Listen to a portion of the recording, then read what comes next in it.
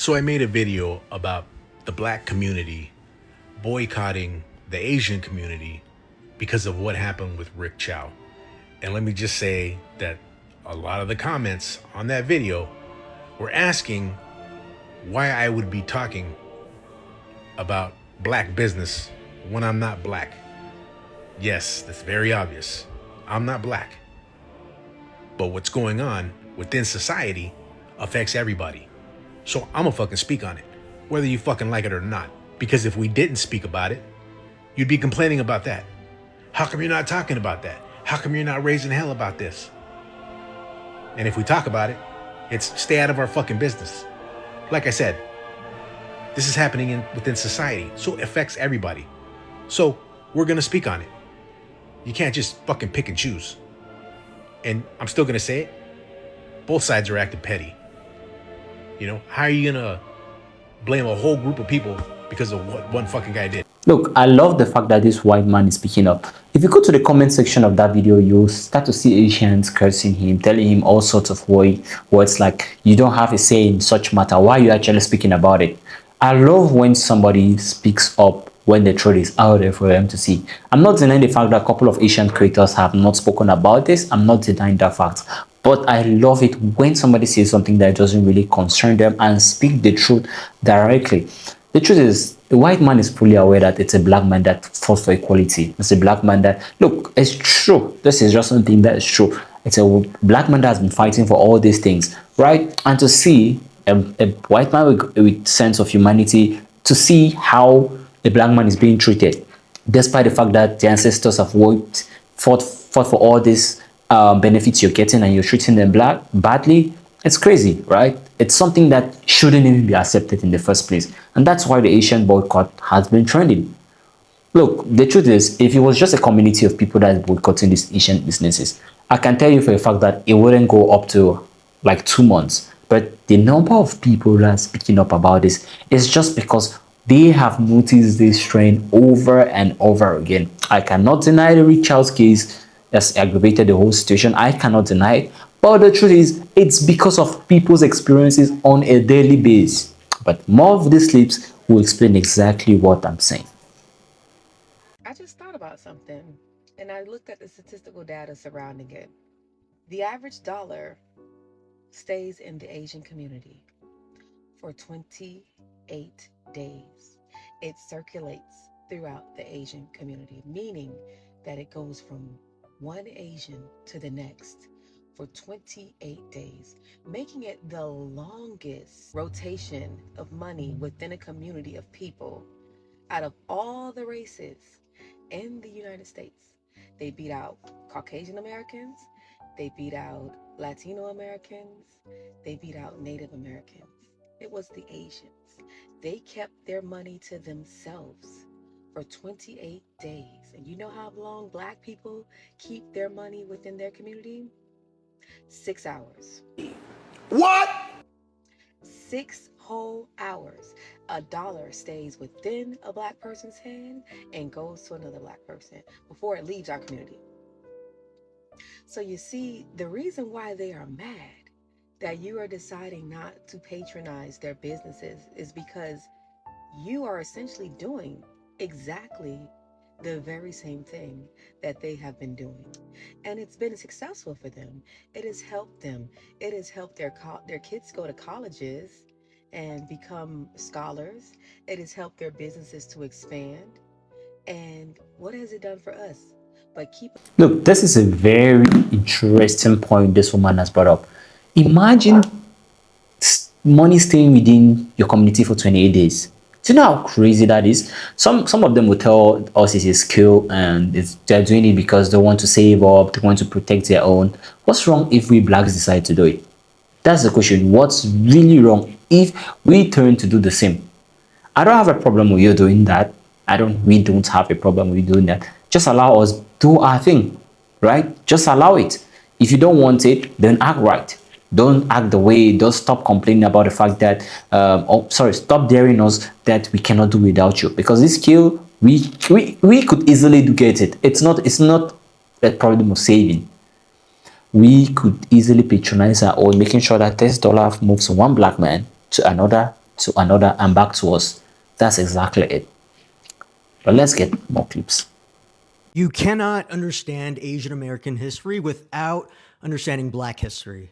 And the sooner you understand why, the sooner you'll stop being a fucking tool. So there's actually a name for this. It's called racial triangulation. And this starts with the stereotypes that white supremacy assigns. Black Americans get hit with racism and Asian Americans get hit with xenophobia. Want more Asian people to understand that model minority is not a fucking compliment. When people talk about model minorities, it's usually from a place of like, oh, why can't you just like shut up and be like these nice, obedient Asian people? This model minority stuff is a way to like pit Asian people and Black people against each other. It's often used in a way to gaslight into thinking that racism doesn't exist. It's fucking bullshit. Because the second it becomes useful to scapegoat you, it's gonna happen. Case in point, remember the China virus a couple of years ago? Now with this Rick Chow case, this is being framed as some kind of like Asian versus Black issue. The harm is real. The anti-Blackness in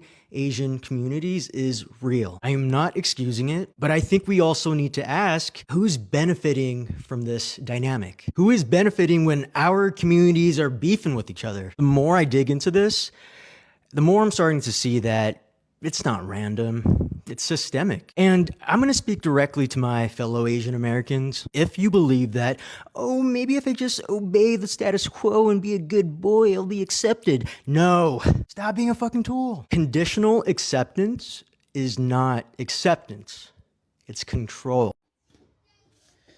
Shalom, Shabbat Shalom. This is how you know that the boycott is working. So yesterday I opened up the app, the TikTok app, as I was coming home from work, and I saw a comment talking about how, Black Americans don't like us and they said this and they said that and blah blah blah blah blah. This is how I know that the boycott is working. When you comment on my page and you're talking about how I, as a Caribbean person, should be uniting with other Caribbean people to support Chinese businesses, I know for a fact that you're not a Caribbean person. You know how I know for a fact you're not a Caribbean person? Because Caribbean people know damn well the struggles and the strife that not only Black Americans are going through or have been going through, but what we also went through or what we are currently going through. You understand? When black people, Black Jamaicans such as myself, have to look at our country and see Europeans and even Asian people come down, fly down to our countries, take advantage of the laws, policies in our government and steal our land and fence off our beaches and then have the audacity to get guards and put in place to protect them from our own land, then we know exactly why this boycott is important. And if you are a Caribbean person and you don't understand the importance of this boycott, you are just lying. You are lying. You came up with this thing to talk about how Black Americans are last year they boycotted, Caribbean businesses and stuff like that. Okay, I'm going to run the numbers for you so you can understand why that would have been something foolish. You see, the difference between the Chinese businesses and the Caribbean businesses is this. Caribbean businesses has only basically a taste that most Caribbean people love. Not all Black Americans, and I'd say it's a very small percentage of Black Americans that like Caribbean food. You understand? So most of the customers that are patronizing, that are patrons of Caribbean shops and restaurants, are Caribbean people. So if Black Americans were, and they would already know this, if they were to boycott Caribbean businesses, they already would know that there are Caribbean people that would be already supporting those businesses, because Black Americans already know that they don't really have a taste for Caribbean condiments. They don't really have a taste for Caribbean food. So that's a null, void, and a lie. You understand? Second of all, you not understanding that the boycott, the message of the boycott, is not about destroy. You see, people keep saying, yes, the business is going to get destroyed. Yes, it is, because of the boycott. But that's people don't understand. You people, it's either you don't understand or you don't want to understand. That's the only thing I can say. It's either you don't understand or you don't want to understand. You understand? The fact of the matter is this. Black Americans have been talking. I've been here long enough. I've been in America for over 10 years. And I've seen it all. And that's why my mood has changed to understanding Black Americans and their strife and what they have been through and what they're going through with this system as well.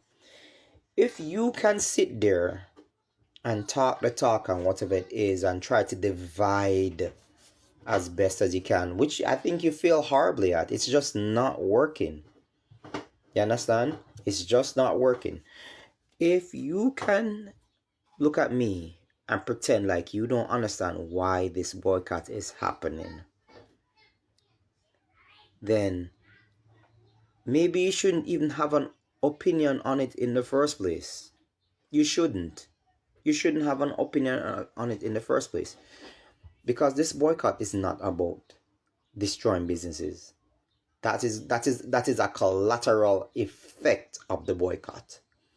The boycott is about wanting to be treated with dignity, honor, and respect. And I'm tired of seeing this in my videos. If you don't get that message, you are literally lying. If your answer is that, oh, their livelihoods are going to get destroyed, so the what? So what? So what that their livelihoods are going to get destroyed? So you're telling me that it's more important to just receive the black dollar than to treat Black people, or Black Americans in particular, with dignity, honor, and respect that would make them become more patronizing of your business. When you treat people nicely enough, they're more likely to support the business more and more. I don't get it. I don't get it. It's like, and I see it every day. Why is there this thing that Black people should be treated like shit, but still give you the best of us? Why is there a thing to treat Black people like shit and still want us to give you our money? As if our money belonged to you. You are not entitled to anybody's. I have never seen any other ethnicity speak to white people or any other ethnicity the way you speak to Black Americans or even Caribbean people sometimes. You speak to us as if we owe you something, when it's our money that we worked hard for being spent in your business. And if I literally say I am taking my money elsewhere, your answer should either be, is there anything I can do to change your mind? Or, okay, best of luck to you. Which is not what we've been seeing. We've been seeing the constant pleading with Black people. We've been seeing the constant disrespect regardless. And we've been seeing the constant, basically, pleading to their humanities. Oh, these people, also all of a sudden, the people that are no longer being supported, they're humans. They should be treated like humans. Their homes should be honored. The fact that they have families to feed, the fact that they need to pay their bills. But a little Black boy being shot in the back means nothing to you people. That's literally what you're saying. You are missing the message 100%. And two, you're not entitled to anybody's money. I've never seen you talk to white people like that, saying, hey, you need to come and patronize our business, or, families are going to fail. A lot of people are suffering just because of one. Let me tell you something. The things you do to black people, you would never dare to do it to white people. The things you do to black Americans or black immigrants, you would never dare to do to a white person. And you know why you'd never dare to shoot a little white boy in the back, whether he was innocent or guilty? Is because you know what would happen to you. You damn well know. And anybody who is pretending as if they don't know what would happen to them and their race of people is literally lying. Now they bring up the whole COVID situation, but the COVID stats have constantly shown different. Oh, you remember, during COVID situation, black people were... And the stats showed that it was mostly white people that did that to you. And yet still, you people are still trying to paint black people as the enemy, even though they are moving away from you. They're leaving you alone, and they're saying, hey, we're just going elsewhere. Then most people that I'm seeing on the internet not even having an argument with you. They're just saying, yo, listen, we're just going somewhere else. You understand? And this is what it is. But anyway, people, I have another video coming up because I still need to rant about this a lot more. Enough love and respect. Peace. I'm out. Okay, you need to hear me say something so you understand my perspective. I'm going to say this for you. Asian people and communities of color have a historical and problematic behavior of anti-blackness that they participate in. Anti-black discrimination from AAPI people happens throughout America and the world. Okay? Do you realize that the reason there are Asian shops or stores in black community is because white supremacy prevented those Asian people from having stores in white communities. So they are also being redlined. When you say Asian stores, what do you think you're saying? Do you mean Chinese? Do you mean Japanese? Do you mean Korean? Do you mean Vietnamese? Do you mean Malaysian? Do you mean Thai? What do you mean? What are Asian stores? And if you cannot answer that, then any attempt to boycott a group of people will fail because you are unspecific. And when you assume that Asian people are harming or murdering black people at any large number, you have to substantiate that claim. That is just not bore out in data or experience. That doesn't mean we're not being discriminated against or people are not bigoted against black people, but it does mean that there is no systemic murder from Asian stores happening towards black people. So the problem you're trying to solve will not be solved by this random, generalized boycott. Because white supremacy is the cause of the dehumanization of black people in the eyes of people of color and AAPI people. The stereotypes and the flattening and the dehumanization and the criminalization of us in our skin is a result of white supremacy. And the only reason we are here is because the white supremacist justice system acquitted Rick Chow. Had they found Rick Chow guilty, no one would be talking about boycotting any Asian stores other than the one that Rick Chow ran. What's up, AGE? This is your boy Billy, Artisan Global Empire. Man, I'm coming on here to make like an official statement or stance on this Asian boycott thing that's going on. I don't know an African American that isn't idealistically in love with the idea of the Asian cultures.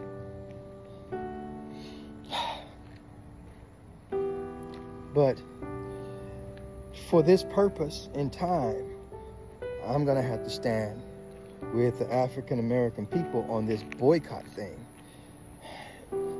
Not because I am racially inclined to bring about any type of discomfort for the Asian people, but there comes a time when we have to ask for the same humane treatment that we give to others. We go above and beyond to support everybody. White people, black people, Indian people, Asian people, so on and so forth. But all we get back for the most part is systemic racism. White people hate us, Asian people hate us, Indian people hate us, so on and so forth, globally.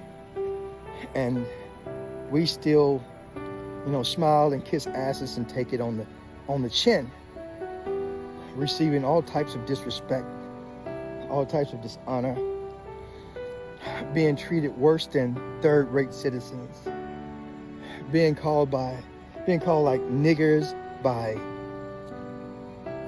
other than white people, but not black people, being stereotyped by these people as if they are the very white supremacists that have made our lives so very difficult for the past 500 years. And your participation in our oppression is not cool. So, what are black people asking for? African American people? Dignity. That's pretty much it. To be treated like we are not your worst enemy in life. But if that is the stance that the majority takes, then we have no choice but to eventually answer back. And remember, it's been over 500 years before we decided to answer back. So you guys have gotten very comfortable with the idea that you could treat us any kind of way. And when we give you love and support your communities and support your businesses and products and services, the most we can get back from you is concerning the oppressive, racist regimes that we face, that we deserve it some kind of way. Even after you've created these boxes for us to live in and given us the absolute least to survive on, and you look at us and say, oh, you're not doing well. And because we want, open up works projects for you or grant you decent partnerships and joint venture opportunities, some kind of way, we are less than. But you have no problem giving these opportunities to others. You have, by and large, created the adversity within our communities. You bring us your drugs and your alcohol and your poisons, your fake products, your chemicals that give us cancer and every other type of disease into your wigs and your makeup, into your clothing, killing us, murdering us, and think that we should be grateful for your contributions to our community. Well, we're not grateful. You haven't done us any favors. We've done you favors by buying your products and supporting you in our communities. And now you've become murderers outright, killers of our people, and expect that we should agree with you that we're not worthy to live or trustworthy to be in your establishments. Having said all that,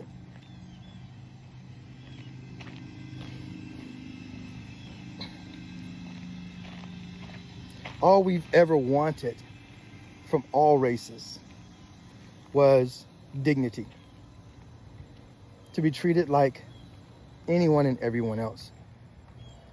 And if after 500 years we can't get that, then we might as well protest in whatever way we can protest. This is your boy Billy. Get back at me. Let me see your comments. Whoop, whoop. Okay, y'all, I'm back with the tea. I wanted to record, but my great aunt Joy asked me not to. But I was in the meeting, and I said we should keep the boycott going. For one, my auntie, the one that owned the restaurant, she ain't shit. She ain't shit. That bitch feels so entitled to our money that she don't fucking get it. I had to dumb it down so she can understand. And I said, do black people tell you what to do with your money? No. Why the fuck are you telling black people that they gotta spend their money with you? She was like, well, we're gonna take all our stuff back. Good, that's what we're asking you to do. Get your shit and get the fuck out. We don't want your hair, your food, your laundromat, your nail shop. We don't want none of that shit. Cause ain't nobody told you we wanted it. White people forced y'all on us. Ain't nobody told you we wanted y'all over here. We wanted to support you because you were the model minority, even though we all know that's a lie. Like, everybody in that room had fucked over people, except Kimiko. Kimiko is the only person that hasn't fucked over a black person that I know of. Hell, my Uncle Chaw, not Chow, but his name Char. He stole a beauty supply store from a black woman.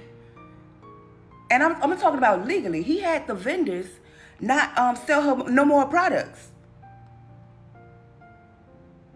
And then he just eased his way up in, I'll pay for it, I'll get products. And now the same building that he stole that damn hair supply is, got black people standing out there, don't go in there, I'll beat your ass. He in Atlanta. My motherfucking, what he own? He a hair vendor.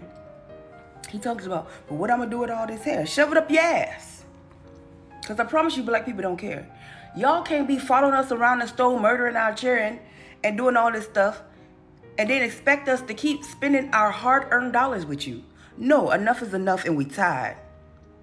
We tired, and we going to sleep. Because they really do feel entitled to our money. That shit crazy. I think we should ramp up the boycott. I think we should ramp up the boycott. You see an Asian, go hold your purse. Hold your purse. Like, clutch that bitch. Like how white people do when we used to pass by back in the day. Like, we gotta ramp it up. Cause that meeting, boy, I wish I would have just snuck in and recorded. I know I'm gonna think of something else that had went on in that meeting. The tension between the Black and Asian community has been happening in America for almost a century. And the conversation is currently being had without historical context. And that vacuum gets filled with emotion and bad faith. Black frustration reads as anti-Asian. Asian defensiveness reads as anti-Black. White supremacy wins both times. But the thing is, Black people, we treat people the way they treat us. The tension is a distrust and distancing based on patterns and our history of anti-Blackness with this country. Blacks in the South have such a low social status that you simply can't be seen in public with them and still expect to have any respect. Civil rights movement helped the Chinese to attain certain status among the white world, more or less. Whereas we didn't have anything gained in the black world because they didn't have nothing for us to step into. Well, you know, we didn't march. Is that what you mean? Why didn't we get out and march? And well, I guess the best answer is that I'm a coward. People often have the same rebuttal for Black people identifying racism and racist systems working. Why do you guys make everything about race? What about Black people doing X, Y, Z? And that's always a deflection. a dehumanizing talking point to say, why would I need to have empathy or understanding for you when, according to this country, you're not fully human? Going back to that tension between the Asian and Black community, it is definitely manufactured by the system of white supremacy and the government giving them preferential treatment above blacks during Jim Crow and after. And while everyone wants to talk about this tension and this history, nobody wants to talk about who built it. So let's start at the beginning with some historical context, because I truly believe every immigrant group in America needs to learn Black history, not out of curiosity, but to educate yourself on the way this country operates and treats everyone non-white to uphold the white positioning. How the Chinese came and just settled in the Delta from Memphis to Vicksburg. I mean, just look at it. It really filled a particular need because nobody else wanted to do it. These stores played a uniquely important role in the segregated South, serving the Black community when the white community wouldn't. After the Civil War, white plantation owners had a problem. Enslaved Black people were free, and we were done working for them. So the solution was to import Chinese laborers, not out of goodwill, not out of opportunity, but specifically to replace Black labor and discipline Black freedom. The governor of Arkansas said it plainly. The goal was to punish Black people for leaving the plantation and control the conditions of their work. That's the origin story. Chinese people were brought to this country as a weapon against Black people, Black freedom, not as equals, as a tool. The very reason for allowing the initial Chinese immigrants was out of spite. We will see this happen often in America when it comes to the intended harm and oppression of Black people. But as with most things with America, the story is way more complex and complicated than that. Asians are not a monolith. East Asians treat Southeast Asians differently within their own community, and you arrived at different times here. But the Chinese, Japanese, and Koreans have a very specific relationship with the American government and as the earliest Asian immigrants to arrive to this country. So seeing Southeast Asians like Filipinos hijack this combo in order to spew racist anti-Black sentiments is very weird. The Black community constantly complains about racism, yet here they are doing the same exact thing they complain about to Asian Americans. For some reason, instead of taking accountability, the Black community will just blame it on white people. Or like this person who thinks that Asian people want to be white. I hate to tell you, but Asians love being Asian. We don't want to down. The Chinese Exclusion Act of 1882, Japanese internment, the 1917 Asiatic Barred Zone, these groups had a hostile and complicated government relationship that's distinct from the post-1965 Immigration Act wave that brought many South and Southeast Asian communities. What did it mean to grow up Chinese in a Black and white space? Now, when I was growing up, the expression, we had a Chinese grocery store on every corner. You know, the laws at that time were so limited, but not applying to the Chinese. Segregation was nothing more than a pseudo way of carrying on slavery. How did they end up in the Black neighborhood? They are still people of color. Can only go so high. They were allowed to go to the predominantly white schools, whereas Blacks were not allowed to go to the predominantly white schools. And at school, they were mostly white kids? Did you feel? All white kids. How did that make you feel? No mingling at all. The Chinese who came to the Mississippi Delta weren't white. They weren't Black either. They existed in this in-between space, classified as colored, barred from white schools, but some were allowed to go to white schools, subject to the same Jim Crow architecture. So they found the only economic niche available, grocery stores in Black neighborhoods. And there's a reason that niche was open. Black people were being systematically locked out of bank loans through redlining. Banks deemed Black neighborhoods too high risk for Black people. But those same banks would lend to Asian business owners willing to operate in those same neighborhoods. Same block, different access. The system just didn't allow this. It manufactured it. Black communities couldn't build their own economic infrastructure because the capital was being deliberately withheld and someone else was handed the keys. But for that model minority crowd, that access was conditional, and the condition was anti-Blackness. The Gunglum case in 1927 is the receipt. A Chinese family in Mississippi sued the state not because segregation was wrong, but because they didn't want their children classified with Black children. The mother said it herself. I did not want my children to attend the colored schools because the community would have classified us as Negroes. She wasn't fighting for equality, she was fighting away from Blackness. And it worked. White Mississippi noticed. Gradually, Chinese grocers who distanced themselves from Black social life upgraded their stores for white customers and performed proximity to whiteness. They got access to white public spaces, then white schools. The price of admission was rejecting the community they'd been selling groceries to for decades. Sociologists call this racial triangulation. The system places one group above another, not at the top, but above as a buffer. And the cost of that buffer status is absorbing and reproducing anti-blackness. It's not accidental, it's by design. Let's fast forward to 1965, the Immigration Act. The government opens the doors specifically to educated, professional East Asian immigrants, engineers, doctors, people with advanced degrees. That selective pipeline produces outcomes, and then those outcomes get rebranded as cultural superiority. Asians just work harder. No, the government curated who got to come and then used those outcomes to tell black people that their poverty was their own fault. And that, my friends, is the model minority myth we've all been hearing about. It was never a compliment, it was a deliberate wedge.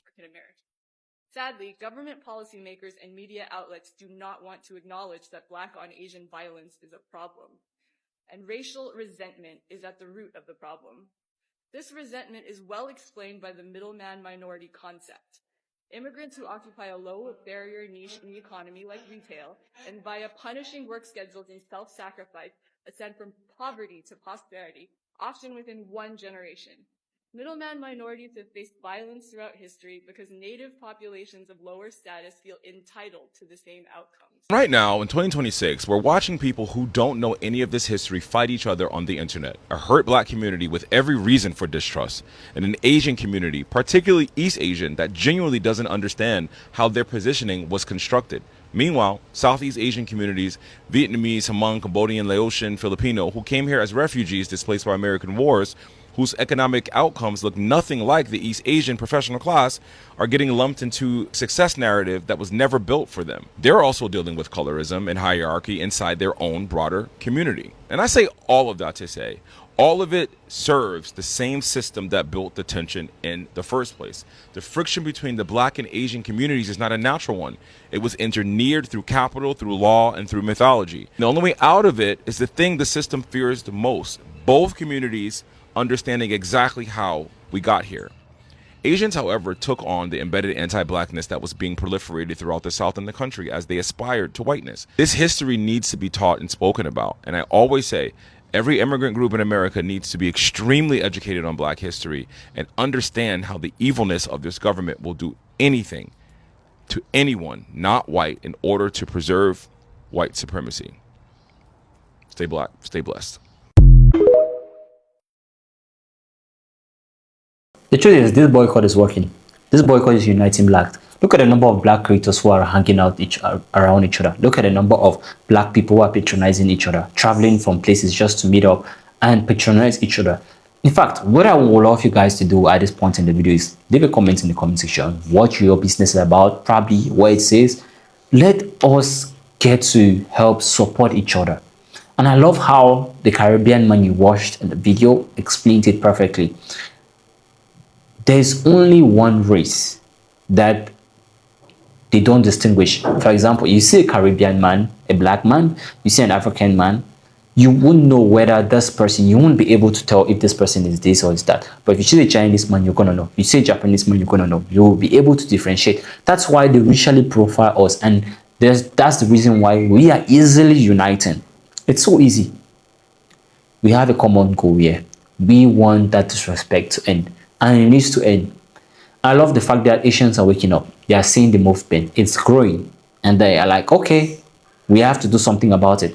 I don't love the idea of them trying to use discounts to lure us back. I've seen a couple of creators do that, right? Let me not say creators. A couple of Asian business owners try to do that. It's not going to work. The problem has to be addressed from the root source.